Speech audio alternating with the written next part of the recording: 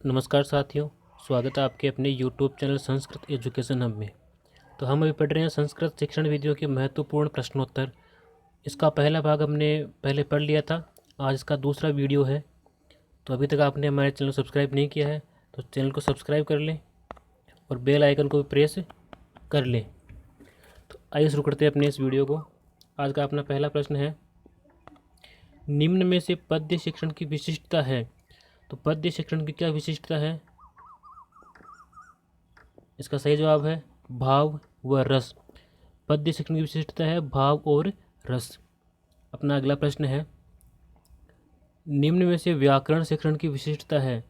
व्याकरण शिक्षण की क्या विशिष्टता है? अपने पास विकल्प है ज्ञान, भाव व रस, नियम या फिर अभिनय। देखिए, व्याकरण शिक्षण की विशिष्टता है नियम। क्या है? नियम। अगला प्रश्न है, निम्न में से वाचन शिक्षण की विशिष्टता है। किसकी पूछी है अपने को? वाचन शिक्षण की विशिष्टता पूछी है। तो क्या है वाचन शिक्षण की विशिष्टता?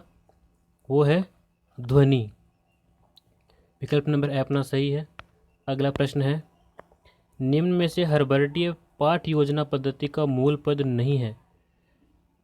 निम्न विकल्पों में से कौन सा ऐसा पद है जो हर्बर्टीय पाठ योजना पद्धति का मूल पद नहीं है? देखिए, इसका मूल पद स्पष्टता भी है, संबद्धता भी है और व्यवस्था भी है। तो मूल पद पूछा तो मूल पद कौन सा नहीं है? वो है अपने अनुप्रयोग। अनुप्रयोग इसका मूल पद नहीं है। तो विकल्प नंबर अपना द सही हो जाएगा। अगला प्रश्न है, हर्बर्ट की पंचपदी पाठ योजना में रीन द्वारा जोड़ा गया संबंध है। रीन ने कौन सा संबंध जोड़ा था?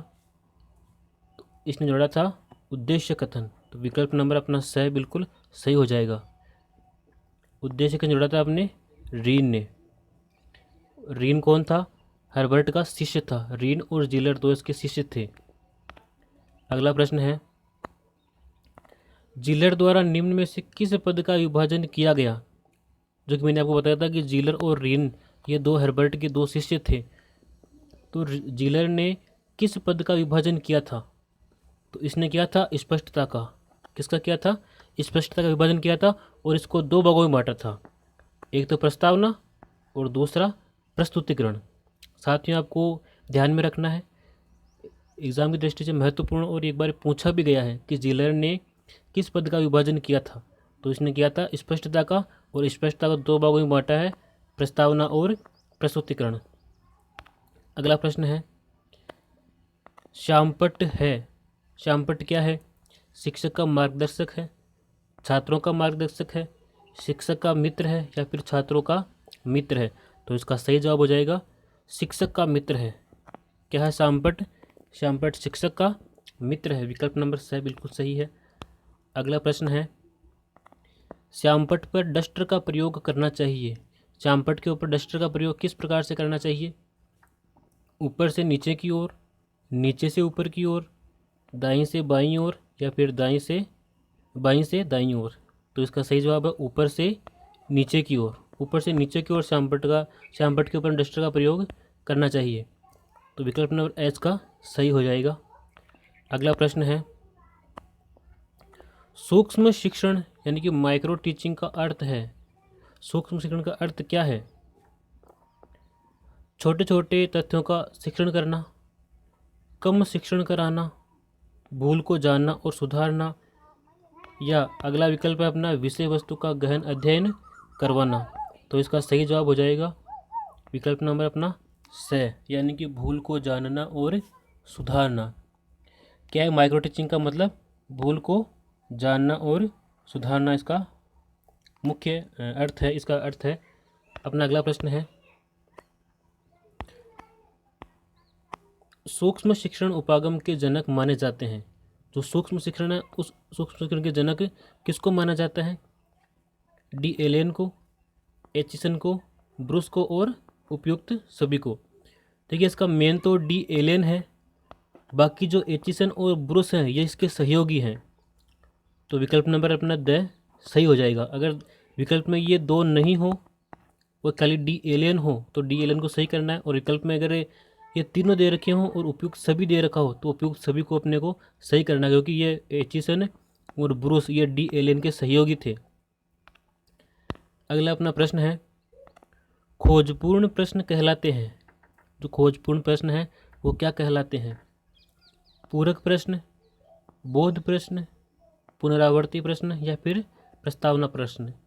देखिए, खोजपूर्ण प्रश्न जो है वो कहलाते हैं पूरक प्रश्न। क्या कहलाते हैं? पूरक प्रश्न। साथियों, वीडियो को बिल्कुल भी स्किप ना करें, क्योंकि प्रत्येक प्रश्न महत्वपूर्ण है। अगर कोई प्रश्न छूट गया तो फिर दिक्कत हो सकती है। बढ़ते अपने अगले प्रश्न की ओर। भारत में सर्वप्रथम अभिक्रमित अनुदेशन प्रारंभ किया गया। भारत में सबसे पहले अभिक्रमित अनुदेशन कहाँ पर प्रारंभ किया गया? तो अपने पास विकल्प है, central pedagogical institute Hyderabad, central pedagogical institute Allahabad, central pedagogical institute Ahmedabad या सेंट्रल पेडागोजिकल इंस्टीट्यूट औरंगाबाद। देखिए, अभिक्रमित अनुदेशन भारत में सबसे पहले प्रारंभ किया गया था सेंट्रल पेडागोजिकल इंस्टीट्यूट इलाहाबाद में। विकल्प नंबर अपना वह बिल्कुल सही है। अगला प्रश्न है, भाषा शिक्षक का सबसे महत्वपूर्ण गुण है, जो भाषा का शिक्षक होता है उसका सबसे महत्वपूर्ण गुण कौन सा होता है? तो इसका सही जवाब होगा शुद्ध उच्चारण। जो भाषा का शिक्षक होता है उसका सबसे महत्वपूर्ण गुण होता है शुद्ध उच्चारण करना। बढ़ते अपने अगले प्रश्न की ओर। SQ3R सूत्र का संबंध है। साथियों, अत्यंत ही महत्वपूर्ण प्रश्न है ये।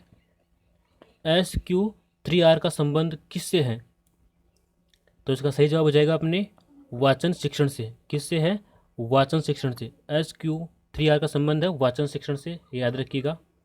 अगला प्रश्न है, प्रस्तावना करते समय कौन सा शिक्षण सूत्र कार्य करता है? वेरी मोस्ट इंपॉर्टेंट प्रश्न साथियों। तो प्रस्तावना करते समय